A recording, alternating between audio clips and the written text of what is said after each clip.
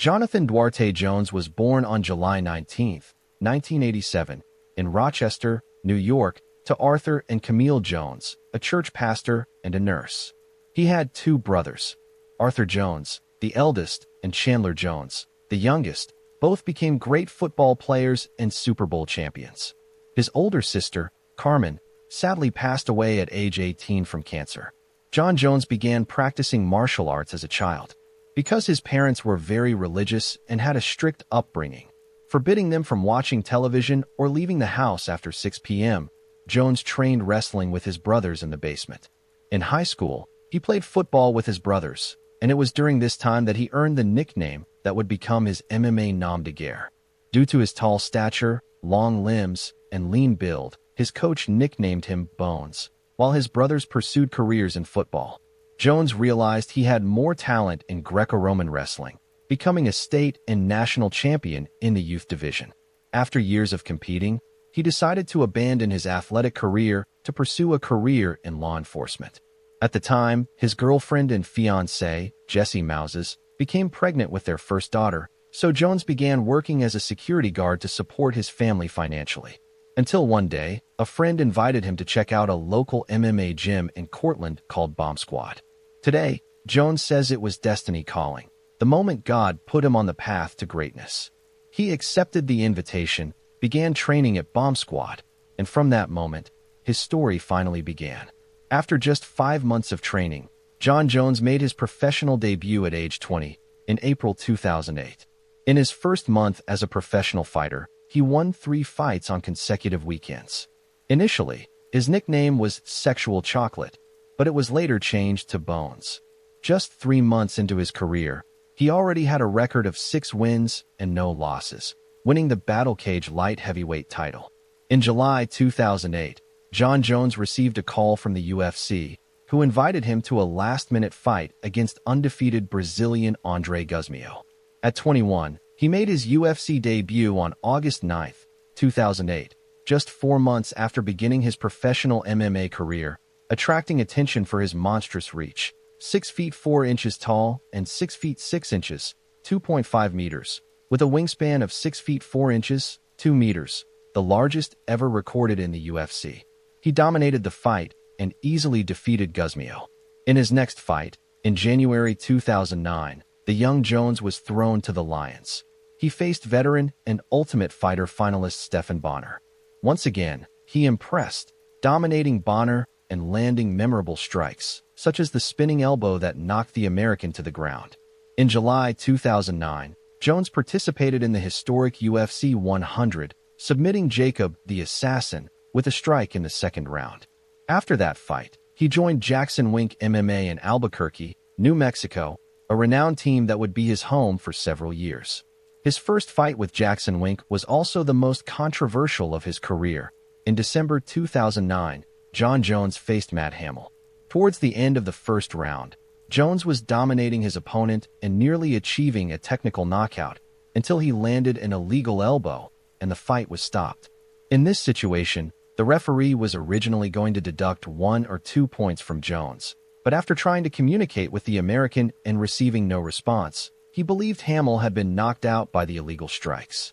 Thus, the fight was stopped, and John Jones was disqualified for an illegal elbow, suffering the first and only loss of his entire career. However, Hamill hadn't been knocked out by the illegal elbows. The reason he didn't respond to the referee was that Hamill has been deaf and mute since birth. After this loss, which didn't really feel like a loss, Jones returned to fighting in March 2010, knocking out future anti-championship champion Brandon Vera. In August, he knocked out Vladimir Matyushenko. In February 2011, John Jones was paired against undefeated Ultimate Fighter champion Ryan Bader, one of the division's top fighters at the time and who would later become a 2-time Bellator champion. Jones completely dominated the fight, easily submitting Bader in the second round. That same night, Anderson Silva knocked out Vitor Belfort. Shortly after this fight, it was announced that former champion and Jones's training partner, Rashad Evans, had been injured and would miss his upcoming fight against champion Mauricio Shogun Rua. Jones was then called in as a last-minute replacement for Evans and faced Shogun for the light heavyweight title. The problem was that Jones had less than a month to prepare to face the division champion, who was still Shogun, a Pride legend, at the peak of his career and 30 years old. Even so, the young Jones accepted the challenge. On March 19, 2011, he was scheduled to face Mauricio Shogun for the UFC light heavyweight title. The day before the event, Jones had a surprise on the streets. While with his coaches, he saw a woman being robbed. He chased after the robber, who was armed with a knife, and restrained him until the police arrived. Luckily, Jones was unharmed, and the fight against Shogun remained standing. In one of the greatest performances ever seen in UFC history, Jones dominated and controlled Shogun throughout the fight. The final blow came in the third round, with a knee to the Brazilian's head, ending the fight. At 23, Jon Jones became the youngest champion in UFC history, just 3 years after beginning his MMA career. In the early hours of March 19, 2011, the Jon Jones era had finally begun. Despite this significant achievement, there was someone furious about Jones's victory at UFC 128. His former training partner and former division champion, Rashad Evans. Rashad felt betrayed by Jones's acceptance of the fight against Shogun and left Jackson Wink, beginning a campaign to face his former partner. With Evans still injured, another fighter had to step in, Quinton "Rampage" Jackson, also a former UFC light heavyweight champion and Pride legend. The fight took place in September 2011, and once again Jones dominated a former division champion, drawing attention with his technical versatility, use of orthodox techniques, knee locks, and his perfect 7'5" reach.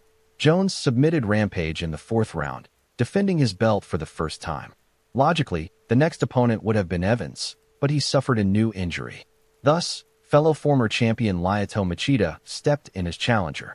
Jones and Machida faced each other in December 2011, and it was the first time Jones faced dangerous moments in a fight, showing that, even dominant, he could be tested. Jones faced some difficulties in the first round against the karateka Machida, but took control in the second round, opening a deep cut on Machida's face and submitting the Brazilian with a terrifying guillotine. With this, Jones made his second successful title defense. Finally, the time had come for Jon Jones to face Rashad Evans. The fight was scheduled for April 2012, and due to the history between the two, the rivalry attracted widespread attention, becoming one of the most anticipated fights of the year.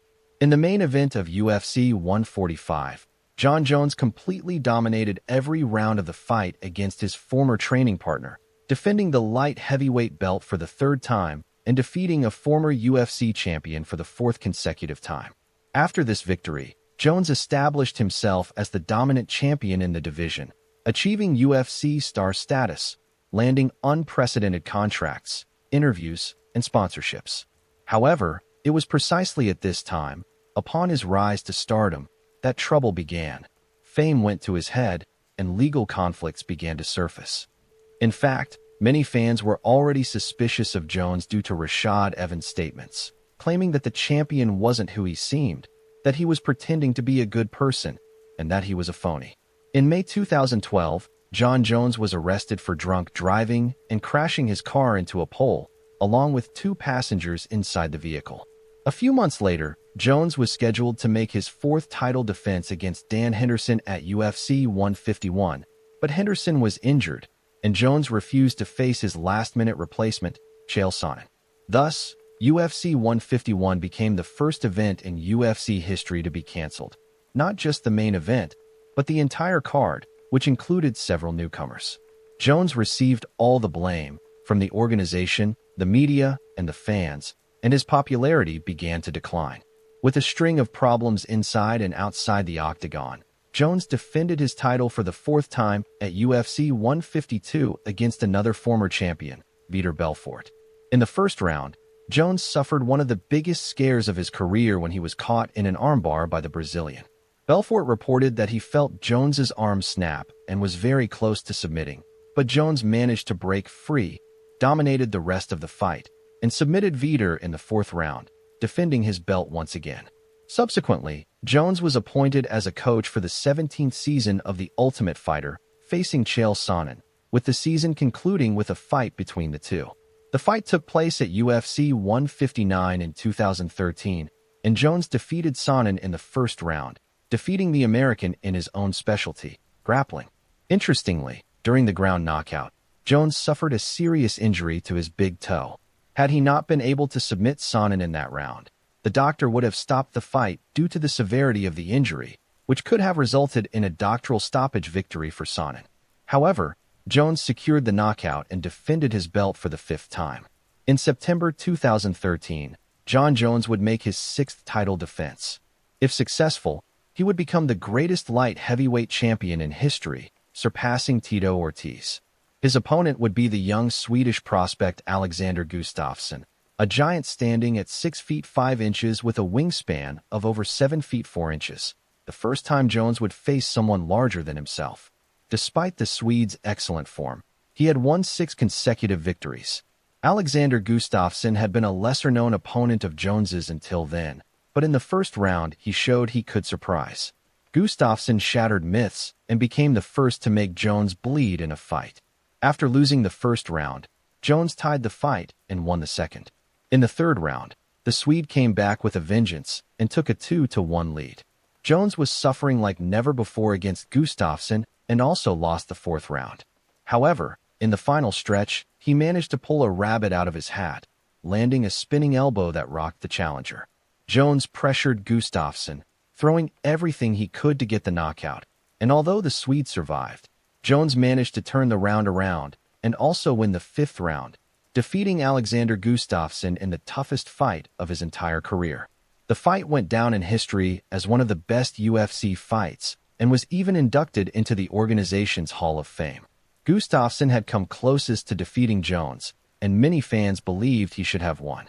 Everyone called for an immediate rematch, but instead, the champion's next fight would be against Brazilian Glover Teixeira, who was undefeated in 20 fights and would become champion in the division in 2021. The fight against Teixeira took place in April 2014. Jones dominated the fight throughout all 5 rounds, becoming the first to defeat Glover Teixeira in almost 10 years. This was Jones's 7th title defense. After that, Alexander Gustafsson got the chance for a rematch, and the second fight against Jones was scheduled for September 2014. However, it was soon canceled due to a meniscus injury to the Swede. With that, the undefeated Olympian and former Strikeforce heavyweight champion, Daniel Cormier, became Jon Jones' next opponent. The rivalry between Jones and Cormier was intense and 100% real, involving fights, arguments, provocations, and even death threats. The two faced each other on January 2, 2015, in a competitive fight. Jones won, inflicting the first loss of the Olympic wrestler's career and dominating his specialty, grappling, 5 times during the bout. After the fight, it was revealed that Jones had failed a drug test for recreational cocaine use, marking his first fall outside the octagon. In the same period, another result changed the entire light heavyweight division. Alexander Gustafsson was knocked out in the first round by the feared Anthony Johnson, who became the new challenger to Jones's throne. The fight between Jones and Johnson was scheduled for May 2015 with great anticipation, as many believed Johnson could finally defeat the champion. However, it was during this period that the world discovered the real truth. The only one capable of defeating Jon Jones was himself. In April 2015, Jones was involved in a serious accident in Albuquerque. The driver ran a red light, hit a pregnant woman's car, and fled the scene without rendering assistance. Police investigated the vehicle and, along with some drugs, found the driver's identity, Jon Jones. Jones later turned himself in and was arrested, stripped of his belt. After nearly 5 years as champion, Jon Jones lost the UFC belt, and the division needed a new champion. Daniel Cormier replaced Jones and faced Anthony Johnson at the last minute for the vacant belt. Cormier submitted Johnson in the 3rd round, becoming the new UFC light heavyweight champion. After that, Cormier defended his title, defeating Alexander Gustafsson in October 2015. Finally, in 2016, Jon Jones was cleared and offered the chance to face Daniel Cormier directly for the belt. However, due to an injury, Jones ended up facing Ovince St. Preux for the interim belt. Even after a year and a half on the sidelines, Jones defeated OSP and won the interim title. During this time, Jones had another run-in with the law and was arrested for competing in a street race in Albuquerque, but was released after a plea bargain. The rematch between Jones and Cormier was scheduled for UFC 200 in July 2016, but just 2 days before the fight, a bombshell dropped on Jones's legacy. USADA revealed that he tested positive for estrogen blockers. As a result, the rematch was canceled. Jones lost the interim title and was suspended for a year. Anderson Silva replaced Jones at the last minute, but was defeated by Daniel Cormier at UFC 200. Cormier remained the division champion and defended his belt again in April 2017. Finally, the long-awaited rematch between Jones and Cormier was scheduled for July 2017. After 2 close rounds, Jones knocked out his great rival and regained the light heavyweight belt. However, a few weeks after the fight, USADA revealed that Jones had been caught doping again, this time for using turinabol, an anabolic steroid that aids in muscle gain. The rematch with Cormier was nullified, and Cormier was reinstated as the division champion. Jones could have received up to a 4-year suspension for the new offense, but the sentence was reduced to 15 months after he cooperated with USADA in a plea bargain. Meanwhile, Cormier continued to defend the light heavyweight belt. In July 2018, Jones moved up to heavyweight, becoming the second double champion in UFC history. He relinquished his light heavyweight belt and began fighting exclusively in the heavyweight division. To compete for the newly vacant light heavyweight belt, the UFC scheduled the highly anticipated rematch between Jon Jones and Alexander Gustafsson for December 2018. However, doping issues surfaced again. 33 picograms were found in Jones's system. USADA revealed that the amount was so small that it could not have been the result of a second dose, and that it was merely a residue from the previous incident. The USADA president even stated that the amount was like a grain of salt dropped into an Olympic-sized swimming pool, with no effect on performance. The fight was postponed and moved to California. After a 15-month layoff and 3 years after losing his belt, Jon Jones knocked out Alexander Gustafsson and regained the light heavyweight title. Unlike his first reign, where he dominated and defeated several former and future champions in a row, Jon Jones's second era was far from as brilliant. The first title defense of this new reign was in March 2019, when he dominated Anthony Smith with a lukewarm, though undeniable, performance. Following that, in July of the same year, Jones struggled again, defeating Brazilian Thiago Marita by a narrow decision. In February 2020, Jon Jones faced the toughest fight of his career since his first bout against Alexander Gustafsson, nearly losing his belt to American Dominic Reyes. However, he emerged victorious in a controversial decision. Interestingly, Jones showed no decline in performance. What seemed evident was a clear lack of motivation. Without any big names or former champions in the division to add to his record, Jones seemed unmotivated to continue at light heavyweight. It was then that he decided to leave the division for good and seek new challenges at heavyweight, specifically facing the feared champion Francis Ngannou. In September 2020, Jones relinquished the light heavyweight title and began gaining weight to prepare for the new division.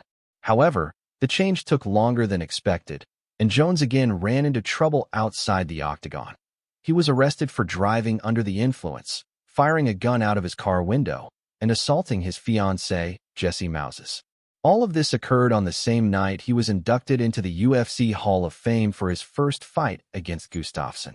These incidents led to Jones being expelled from Jackson Wink after more than a decade of training there. He then joined Ceruto's team, a former UFC champion, and returned to training. But other problems arose. Francis Ngannou was in a cold war with the UFC, demanding changes to his contract in order to renew his contract with the organization. Even though he was ready to fight, Jon Jones stood by while the UFC tried to resolve the situation with Ngannou. Finally, in January 2023, the story concluded. Francis Ngannou decided not to renew his contract with the UFC, relinquished his belt, and left the organization. Thus, a fight was scheduled between Jon Jones and former interim heavyweight champion Cyril Gane to determine the new undisputed champion. Even after a 3-year hiatus, debuting in a new division at the age of 35, Jones delivered one of, if not the best, performances of his career, submitting Gane in just 2 minutes and becoming the new UFC heavyweight champion. Jon Jones thus cemented himself as the greatest MMA fighter of all time. While there may be debate about who is the greatest, it's hard to disagree with his status. He has 15 victories in tough UFC title fights. Despite a disqualification, he has never been truly defeated. He has dominated 4 different generations of light heavyweights. He has won the title in a second division, both of which are the heaviest in the UFC. He has rarely faced real danger in a fight. He has defeated countless former and future champions of the UFC and other organizations, and will also have the chance to defend his heavyweight belt for the first time in July against Stipe Miocic. The most impressive thing is that Jones is considered the greatest, even with the controversies, arrests, and suspensions. He spent 3 years inactive before moving up to heavyweight, and another 3 years in total were lost to suspensions or issues outside the octagon. So, despite everything, Jones could have been even greater. What I can say now may seem insane. Jon Jones never truly reached his full potential, and that's simply frightening. Ultimately, the saying remains, Jon Jones is the only one who can beat himself. While he's considered the greatest fighter of all time, he can also be seen as the biggest waste of all time, due to all the years of his career he wasted because of his own demons.